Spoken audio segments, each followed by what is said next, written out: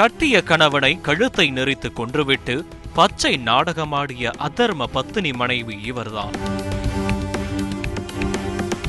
சாமியானா பந்தல் போட்டிருக்கும் இந்த வீட்டில்தான் அந்த பயங்கரம் நடந்திருக்கிறது. கொல்லப்பட்டவர் புதுச்சேரி மாநிலம் கோரிமேட்டில் உள்ள ஞானப்பிரகாசம் நகரைச் சேர்ந்த ஜெயபாஸ்கர். 48 வயதாகும் இவர் ஒரு ஓவியர். கடந்த 14 ஆண்டுகளுக்கு முன் ஷர்மிளா தேவகிருபை என்ற பெண்ணுடன் ஜெயபாஸ்கருக்கு திருமணம் முடிந்து ஒரு மகள் உள்ளார்.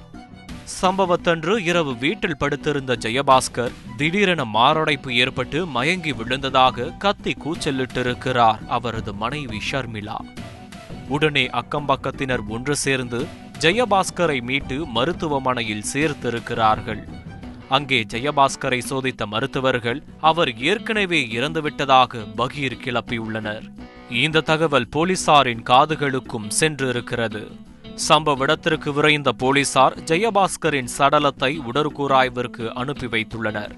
அந்த அட்டாப்சி ரிப்போர்ட் தான் இந்த வழக்கை வேறு ஒரு கோணத்தில் பயணிக்க செய்தது. ஜெயபாஸ்கர் கழுத்தில் எலும்புகள் உடைந்து காயங்கள் இருந்ததாக அதில் குறிப்பிடப்பட்டிருந்தது.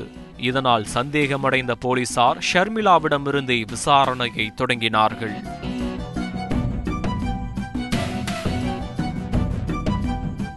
அப்போதுதான் கள்ளக்காதல் மோகத்தில் ஷர்மிளாவை ஸ்கெட்ச் போட்டு கணவனை கொன்றது தெரிய வந்திருக்கிறது.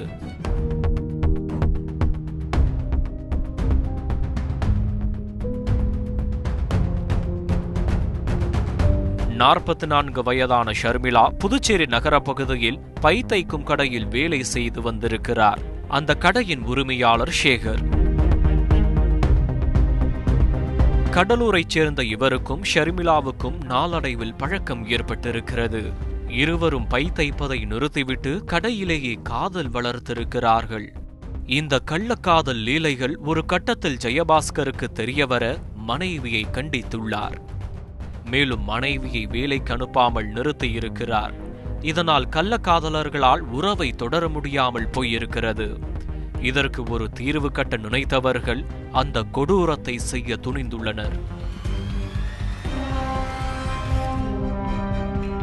ஷர்மிளா திட்டம் போட்டு கொடுக்க உருளையன்பேட்டையைச் சேர்ந்த மணிகண்டன், முதலியார்பேட்டையைச் சேர்ந்த ஆனந்த் ஆகியோருடன் களத்தில் இறங்கியிருக்கிறார் சேகர். சம்பவத்தன்று இரவு ஓவியம் வரைய வேண்டும் என கூறி ஜெயபாஸ்கரை அழைத்திருக்கிறார் மணிகண்டன். இதனை நம்பி வந்த ஜெயபாஸ்கரை ஆட்டோவில் ஏற்றிக்கொண்டு வழுதாவூர் சாலையில் பயணித்துள்ளனர். வழியில் சேகரும் ஆனந்தும் ஆட்டோவில் ஏற அங்கே வாக்குவாதம் ஏற்பட்டுள்ளது. மூவரும் சேர்ந்து ஆட்டோவுக்குள் வைத்தே ஜெயபாஸ்கரை கழுத்தை நெரித்து கொன்றுள்ளனர்.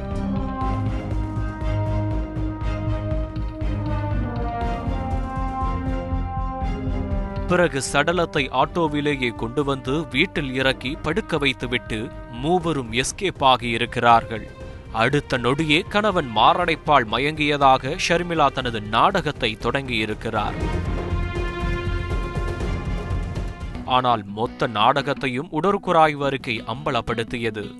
விசாரணை முடிவில் போலீசார் ஷர்மிளாவையும் கள்ளக்காதலன் சேகர் மற்றும் அவரது நண்பர் மணிகண்டன் ஆகிய மூவரையும் கைது செய்து நீதிமன்றத்தில் ஆஜர்படுத்தி சிறையில் அடைத்தனர். மேலும் தலைமறைவாக உள்ள ஆனந்தை வலை வீசி தேடி வருகின்றனர். கள்ளக்காதல் என்றுமே மரணத்தின் வாயற்படி என்பதை மீண்டும் மீண்டும் இது போன்ற சம்பவங்கள் உணர்த்திக் கொண்டே இருக்கின்றன.